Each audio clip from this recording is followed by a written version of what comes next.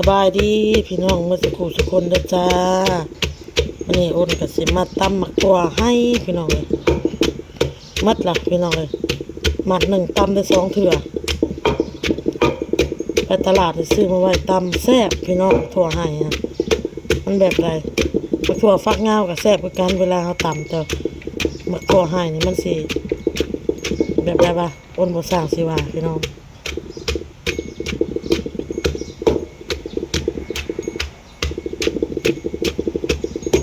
ตำหมักถั่วปิ้งสิ้นแห้งเด้อพี่น้องเด้อสิลูกกินเพราะว่ามื้อนี้น้องบอลก็บ่ได้ไปโรงเรียนพี่น้องเอ้ยเพราะว่าโรงเรียนน่ะพักมื้อนี้ฮะเพราะว่าเขาเจ้าเซ็งนักเรียนเก่งก็เลยพักพี่น้องปิ้งสิ้นแห้งเด้อพี่น้องเด้อกับปลาทูเมื่อวานยังอยู่ตำหมักถั่วพี่น้องตำหมักถั่วใส่มะกอกมีสุปผักน้ำพี่น้องเลยสุปผักนี่ก็ยังแซ่บอยู่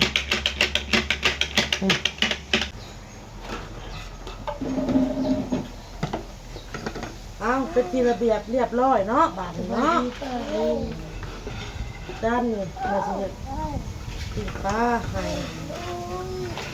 ตำถั่วพี่น้องเลยมาสบายดีพี่น้องมันจะปลูกทุกคนเด้อทุกมือน้ำมืดู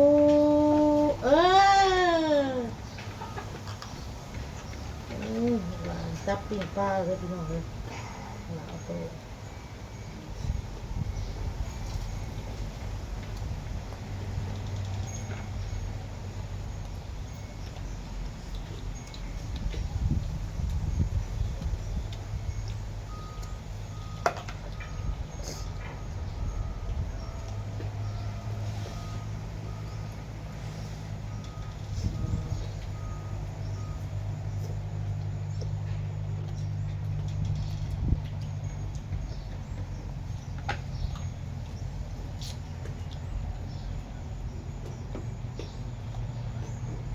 ข้าวห่อนพี่น้อง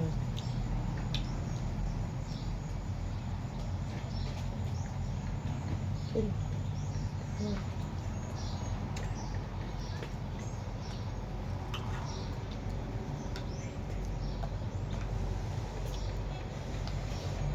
ยังบริโภคโปกมาแล้วพี่น้องเลยหอมบัวหอมป้อมหอมเปย์ผักแพรวผักอีตู่ปลูกแล้วนึ่งอยากปลูกหมักถั่วหมักแตงน้ำพันธุ์ปลูกอยู่เดียวนี้นะกับอยากซื้อหอมลาบมันอยู่คาอยู่ในใจยังบริเหตุน้องนะขึ้นเนื้อจะบ้าความปวดขึ้นแล้วแล้วก็พักตั้งแง่ของทางแม่บอกเห็ดซอยแม่นี่บอกเห็ดตะน้ำว่าววนตะน้ำว่าวนะแม่บอกร้ายเถื่อนเจ้าไก่บุลูกเจ้าไก่จูไก่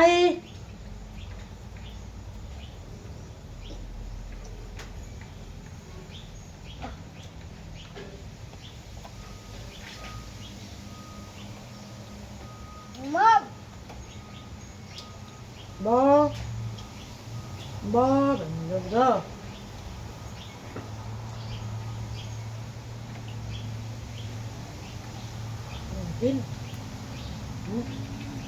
กินลูกหลานกินเอากินอ้ำเนี่ยว่าเป็นกระต่ายใจใจเราเป็นกระโดดก็บอกว่าหินเนี่ยมีกินปลาตำถั่วชอบบอกตำถั่ววันกินกระเพราบัววันกระมู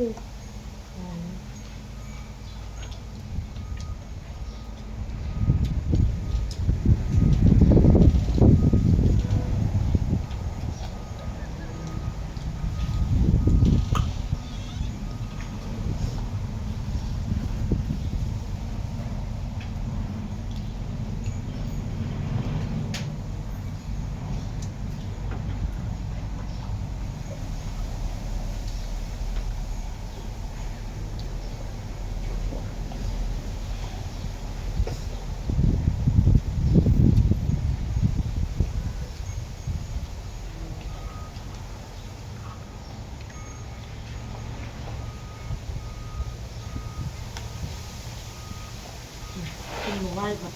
จะได้อย่างนี้เขา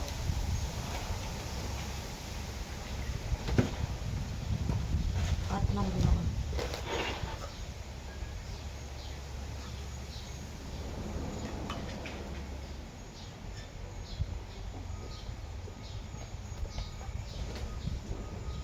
มองบอลผักเฮียมาเนี่ยสิพาลูกจะหาเลาะเล่นพี่น้องเลยเปลี่ยนบรรยากาศพาทุกคนไปเลาะเบิ่งกันนะนกกระจอกเทศทุกคนว่าชุดก่อนพาไปสิพาไปเบื่อพาไปทำเขาสวรรค์พี่น้องเลยสิพาไปทุกคนไปนั่นแหละเบิ่งสะก่อนพี่น้องเลยแล้วเราไม่ได้ไปกันปลูกผักปลูกมี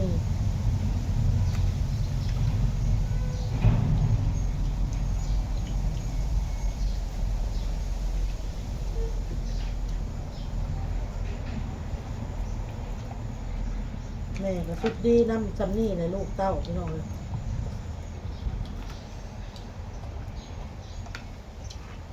บอกความตาเผื่อ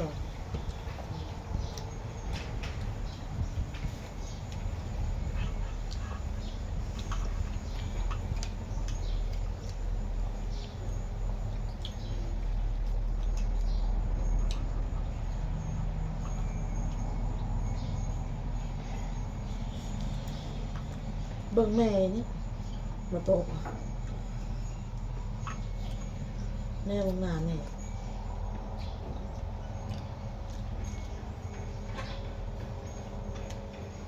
เห็นยังตั้งใจเนี่ยว่าบอกสอนนะสอนกูมือจมกูมือว่ากูมือกูมือ บอกว่า ล้างกล้องกะว่าพี่น้องเลยหน้ากล้องกะว่ากูมือกูมือกูมือแต่บ่จื้อบ่จำจ้าเพื่อลูกก็ได้เนี่ยให้จื้อแต่บ่จื้อกลับหนึ่งมากก็จะพาลูกไปเลาะเบิ่งเกิบน้ำแน่เลาะแถวเฮียนนั่นแหละพี่น้องเลยอ้นคิดว่าหน้ามันจะบ่เสียแหละบางทีหมู่คู่แหละเสื่องคิดว่าลูกมันจะได้ไปโรงเรียนมื้อนี้อ้นก็เลยฟ้าวไปซื้อให้ย่านว่ามื้ออื่นเลยลูกบ่ได้ลูกไปโรงเรียนเนี่ยลูกบ่มีเกิบใส่เพราะว่าโรงเรียนพัก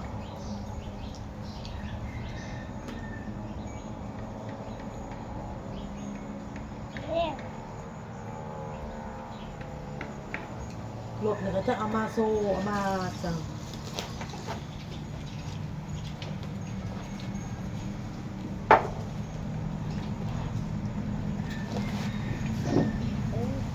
กินข้าวอ้ำๆไหมไว้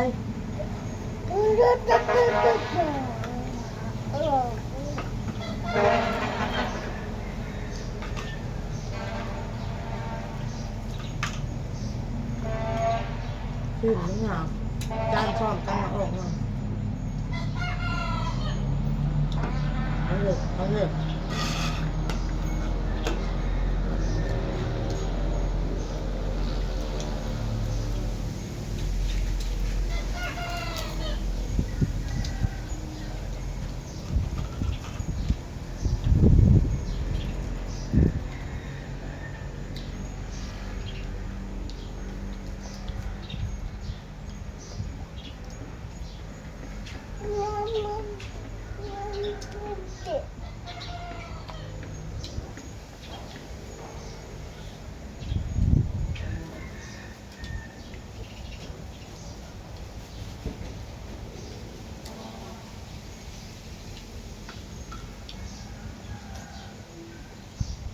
บางทีที่น้องอ้นเวลานั่งกินข้าวทำไมเหม่อลอย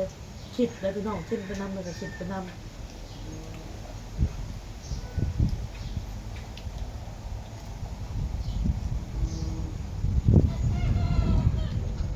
เสื้อผ้าไว้กันเนี่ยแม่ซักให้ในบ้านเนี่ยมันแห้งนะเก็บเขาผู้ไม่ต้องถ่ายแม่บอกหรอกเลยในเสื้อขาวส่งนักเรียนเจ้าน่ะมันขาดนะตามโตหากลับไปให้เขายิบให้ขาดอีกแล้ว เก็บจะตกยากแม่จะไปให้เขายิบหายแม่บอกให้จื้อส่งค่ะ ส่งตัวใดมันขาดมันยังไงมันแรงเลยพี่โนดแรงทั้งข้างเลยจ้ำผมเขาว่าแรงแต่ทั้งหน้ากับทั้งหน้าแรงพี่จนมาปิดเขาแรงทั้งข้างก็แต่กกขาจนผุกชุดผุกแรงเลยนะส่งอ่ะ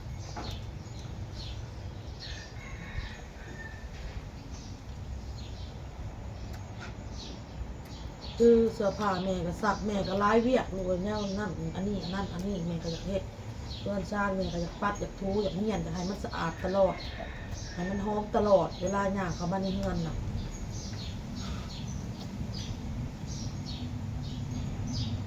แต่สิว่าสกปรกก็ตามเอาก็เฮ็ดดีสุดแหละเฮ็ดได้สำนี่แหละความสะอาดของเฮาแม่นบอกพี่น้องสอนลูกนี่แหละบอกลูกพี่น้องไอ้อ้นก็ได้โอ้ยบักหลายอยู่เขาเลยเมาแต่ว่าแม่ก็ได้โอ้ยเมาแต่ว่าวันนี้บ่นี่ค่ะแม่ก็ได้อ้าวมาตัวนี้มามาใส่ซีนมาอ้าวน้ำมดบ่โตะโตน้ำมดบ่บ่ยังไงบ่ กิ๊บจับเนี่ย กู มือเหรอ เขา วะ กูเขา กิ๊บเนี่ยมือเหรอบุ้งบกกิ๊บกิ๊บมาตกใจเนาะ มึงจอบมึงหัวลูกเอาจอบตัวมัน ดึงมือ เอา นี่ ไว้ขี่จอกย่างมาว่าจอกย่างมันต้องร้ายหน่วยสื่อมากครับ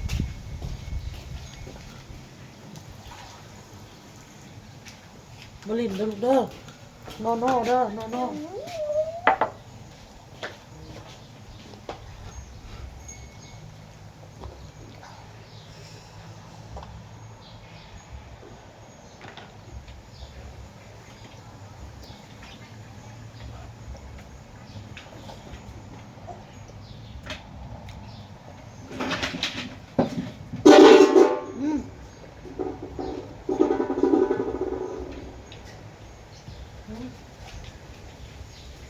เอาไปกินข้าวลูกไปจ้าละฮะโอ๊ยอันเด็กเกือบหัวพาดแซนเหลี่ยมอันน่ะโอ้เหลี่ยมตามากินข้าวมึงมันนะมึงมา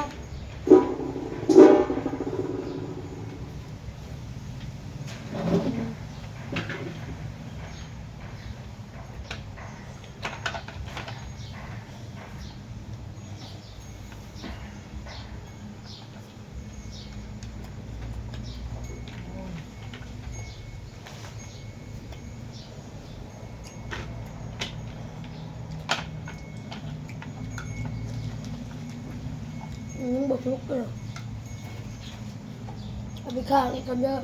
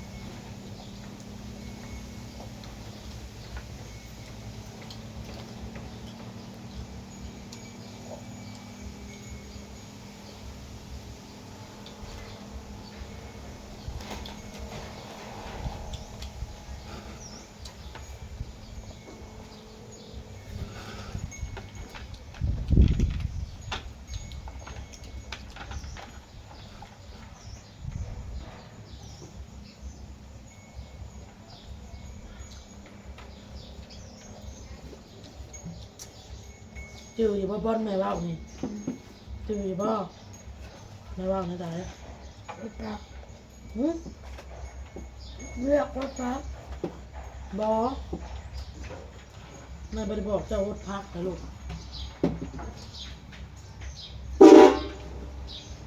แม่เว่าเรื่องตอนนั้นเห็ดนาพักแม่เอิ้นเจ้ามาเห็ดจอยตอนนั้นนะเจ้าขอใจบ่แล้วเจ้าเห็ดน้ำบ่าวค่ะแม่เห็ดผู้เดียวคอยเอิ้นเจ้ามาเห็ดจอยคอยเว่าค่ะมันแล้วเรื่องนาพักค่ะลูกคอยเว่าเรื่องเสื้อผ้าแม่สักให้แล้วมันแห้งแล้วกู้เข่าไปผักเมียเครื่องนอกเครื่องนุ่งกับกู้เข่าห้องแม่เครื่องคล้องเจ้ากู้เข่าห้องเจ้าจะต้องแยกออกแล้วก็ผับเมียนแม่เว่าค่ะยายแม่บอกแม่เว่ากูมือลายลูกเอ้ยจื้อเอาเสื้อผ้าคือกันเอาตากเวลาลมพัดน่ะบ่ได้เก็บขึ้นได้ย่างกายไปกายจนเอาบอลเสื้อเจ้าได้ส่งจะได้ตกค่ะจะคือเก็บขึ้นที่ถ้าได้เก็บ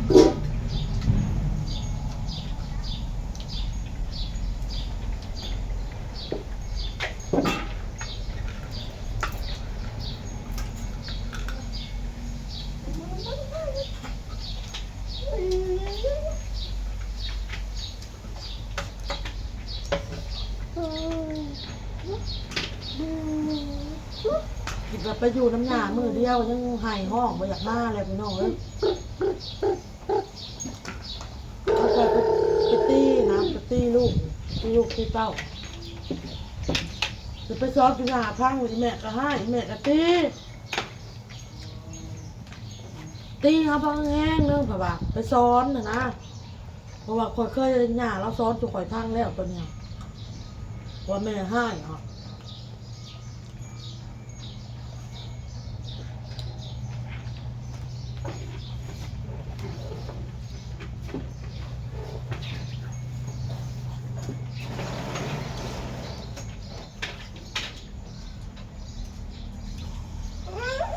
ปลาจุ่มทำนี่พี่น้องเลยล้างกล้องคนนี้ยังบอกชื่อก็ห้าซ้อนเนี่ยเป็นคนหูแล้วซ้อนเนี่ยเป็นคนดีเห็นยังไงมีสติขี่ลืมร้ายข่อยยังว่าข่อยคิดร้ายคิดเรื่องนั่นเรื่องนี้เนาะอันนี้เล็กน้อยฮะกันใหญ่จะมีความคิดอีกจังหลายเหล่าเบี้ยกันยังบอกเคยกิน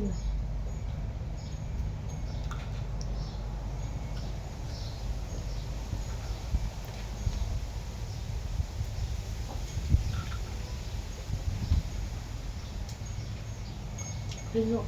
ของเขาไม่บอกแม่เหรอครับอาจารย์นะ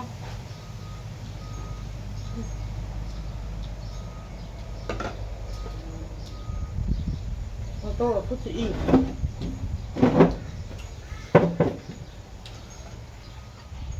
ชุดกระชิงเงาพวกแล้วนอนชุดหนึ่งอ่ะเป็นข่าวจมเรื่องลูกนะ